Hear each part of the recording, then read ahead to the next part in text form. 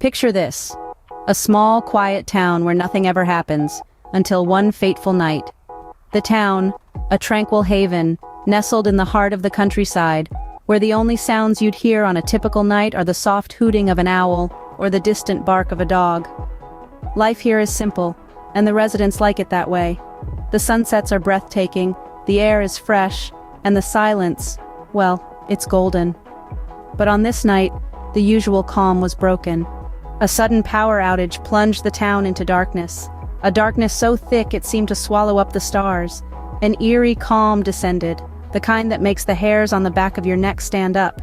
It was as if the town itself was holding its breath.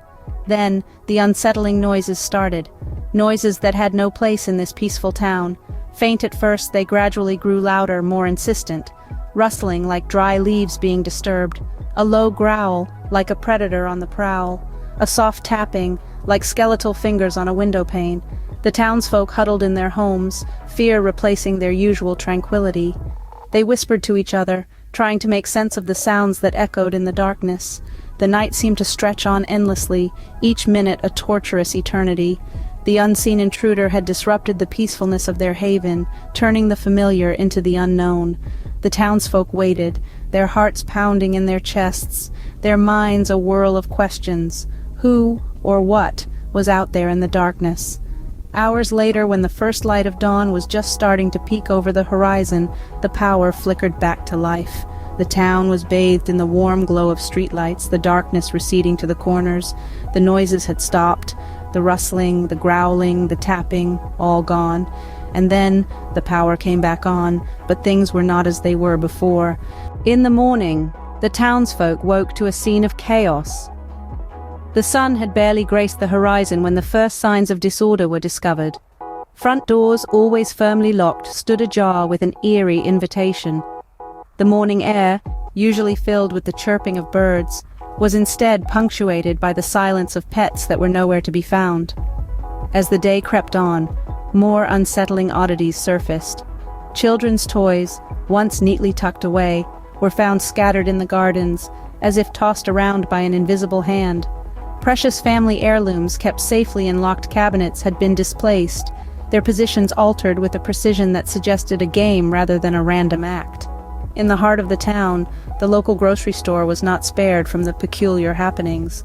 Aisles that had been neatly stacked the night before were now a jumbled mess. Cans of soup were mixed with cereals, and fruits were found in the freezer section, a chilling testament to the tumult of the night. Confusion swept through the town like a gust of wind through a wheat field. A sense of unease grew with every passing hour, the town's usual tranquility replaced by a palpable fear. Conversations hushed to whispers, eyes widened, and hearts pounded as the realization set in. They were not alone. The local police station, usually a reassuring beacon of safety, was inundated with calls from worried residents. The sheriff, a stoic figure, felt a shiver of unease crawl up his spine as he listened to the growing list of strange occurrences. Each new report added another layer to the mystery, deepening the sense of dread that had enveloped the town. And just when it seemed that things couldn't get any stranger, a discovery was made that sent a wave of icy fear through the hearts of the townsfolk. It was a small, innocuous object, but its presence was as chilling as the winter wind. A single child's shoe, found at the edge of the town, its laces still tied. And amidst the chaos, they found a single, chilling clue. At the center of the town square, on the statue of their founding father, a cryptic message was left. It was an enigma, an intricate puzzle that the townsfolk were desperate to solve. The message, carved with precision and care, wasn't a random act of vandalism. No, it was a communication, a message meant to be deciphered, a warning meant to be heeded. The town, once known for its tranquility, was now thrown into a state of unrest. The once peaceful square had turned into an arena of hushed whispers and speculative murmurs. The townsfolk gathered, their eyes wide with intrigue and fear, their minds racing to unravel the mystery. The local cryptographer was called upon, his eyes scanning the cryptic etchings, his fingers tracing the ancient symbols. He was their only hope, their only chance at understanding the ominous message. His brow furrowed in concentration, the weight of the town's fear resting heavily on his shoulders. Time seemed to stand still, the silence only broken by the distant rustling of leaves and the cryptographer's occasional mutterings. As the meaning of the message started to unfold, a chill ran down everyone's spine. The cryptographer's face turned ashen, his hands shook slightly. The message wasn't just a warning, it was a prophecy of something ominous, something dreadful about to befall the town. The townsfolk watched in horror as the cryptographer relayed the message, "Beware, for the unseen is coming." The square fell silent, the whispers ceased, and all that remained was a collective gasp of dread. The cryptographer's words echoed in the square, amplifying the terror. The message was clear, but the meaning behind it was shrouded in uncertainty. What could be coming? An unseen terror? A hidden danger? The cryptic message left more questions than answers. The townsfolk were left to wonder, their hearts pounding with fear, their minds filled with dreadful scenarios. The once peaceful town was now living a nightmare, the tranquility replaced with an air of impending doom. But what could be coming, and who or what left the message? With the warning in mind, the town prepared for the worst, but nothing could prepare them for what was to come. In a world that was always bustling with life, suddenly a shroud of fear and uncertainty loomed.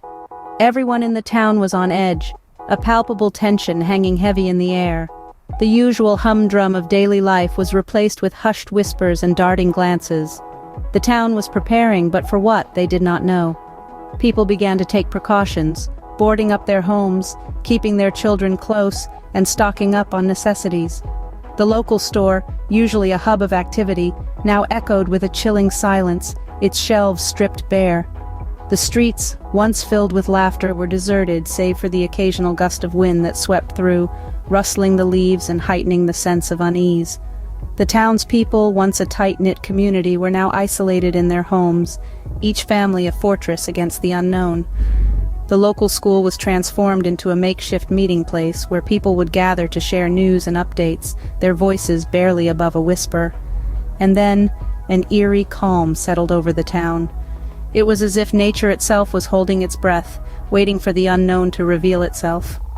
The wind stopped rustling, the birds ceased their singing, and even the usually bustling river seemed to slow its course.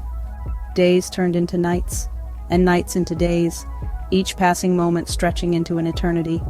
The town was in a state of suspended animation, the ticking of the clock the only reminder of the passage of time. As the sun set each day, the darkness seemed to grow thicker, swallowing up the last rays of light, casting long, ominous shadows. The once vibrant town was now a ghost town, its inhabitants prisoners in their own homes, waiting for a horror they could not name. Their hearts pounded in their chests, their breaths shallow and quick as they waited and waited and waited. As the sun sets, an eerie silence falls over the town. What lies in wait in the darkness, only time will tell.